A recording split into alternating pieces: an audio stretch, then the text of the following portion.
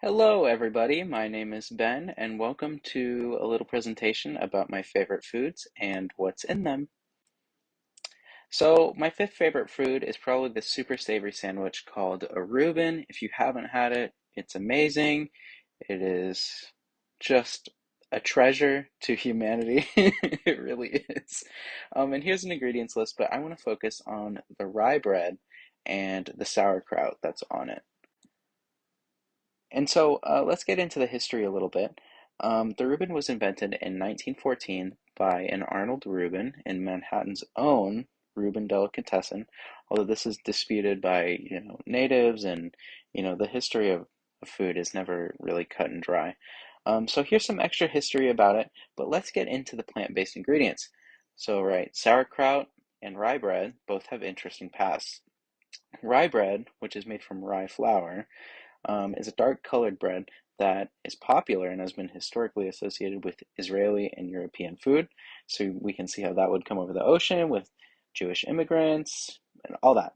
Sauerkraut, made from cabbage, is just cabbage that's gone through a fermentation process, and that came over from Germany. So I don't know how these two things really combine themselves. Thank you, Arnold Reuben. But yeah, I assume that cabbage must have been grown in the Americas then at that point in 1914. Otherwise, the same thing with rye. Otherwise, we wouldn't be able to have it. So let's get into my fourth favorite dish, ramen. And this one is so wide and so diverse. I don't think I've ever had two bowls of ramen that have tasted the same, besides like the instant ramen and stuff. All custom made ramen, I think, at least that I've had, has tasted widely different. And some of my favorite ramen has actually come from a little place right in Santan Mall. I really recommend it. There's this ramen shop there. I forget what it's called, but it's amazing. Just look at ramen at Santan Mall. Anyway, let's look at three key ingredients. The ramen noodles themselves, soy sauce or miso, and the nori or dried seaweed. Um, and a bit about the history. This was introduced from China, this style of noodles. It's more elastic and chewier than the previous versions of noodles. The soy sauce, or miso, is all made from soybeans, which are grown from Japan, so that makes sense. And Japan is an island nation, and it relies on seafood, so it makes sense that they would have seaweed, right? And my third favorite dish, poke. So this one is a really special case, and I want to talk about how this is different across the United States, basically. So here's how you assemble poke. There's an ingredients list to the side, but let's focus on the rice, which is, as you know, isn't present in that image, mind you, and the fish itself. So here's a little bit of history about poke, but let's talk about how it differs. Okay.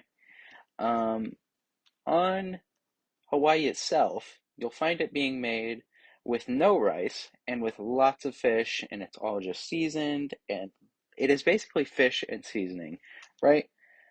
That sounds really good to me because all of my poke that I have here is like a bed of rice, some fish, some seasoning, and a bunch of other stuff added to it, right? But it makes sense that the poke on Hawaii doesn't have all of these additives like rice and all these other fillers, stuff that would be here in the United States cheaper to put in there because they don't grow all of these additives on Hawaii, so they have to import those, whereas we here in the mainland U.S. have to import the raw fish. So that's just an interesting dynamic, and I like how it goes back and forth. But regardless, I think poke is amazing. Number two, burrito. Everyone knows what a burrito is, especially if you live in Arizona. But let's talk about the tortillas, the lettuce, and the tomato. So I did not know that it translated into little donkey, but that's really cool. All of these ingredients, lettuce, tomatoes, wheat, and corn, because tortillas have two varieties, wheat and corn, were all grown in the lower US and Mexico during this time. So I think it was only natural for them all to come together with whatever meat you want and just put it together into a burrito. It just makes sense that such a wonderful little occurrence would be made by humans, right? And that's why the burrito is so kind of magnanimous and can be made into basically whatever you want, provided you have a tortilla to wrap whatever you want to be inside the burrito, right? So the Thai chicken burrito, the Chinese pork burrito, and the breakfast burrito are all examples of how versatile a burrito truly is. And last, but definitely not least, the, the hot chicken sandwich, sometimes called the Nashville hot chicken sandwich, whatever you want to call it. It is just an amazing amalgamation. I even put all the ingredients there to the side. Look at that thing. Oh my God. Just perfect. So I mentioned them before, but yes, it is Nashville's signature dish, and that's why it's kind of synonymous with their name. And that current style actually goes back to the 1970s, but its creation was actually theorized to be an accident. At least that's how the story goes. So this was taken, and Chick-fil-A largely made it, popularized through their pressure cooking process and kind of made that a mainstream thing in the United States. But let's focus on that signature ingredient that gives it its really unique taste, and that's the cayenne pepper. It's native to Mexico and has been cultivated for about 7,000 years there.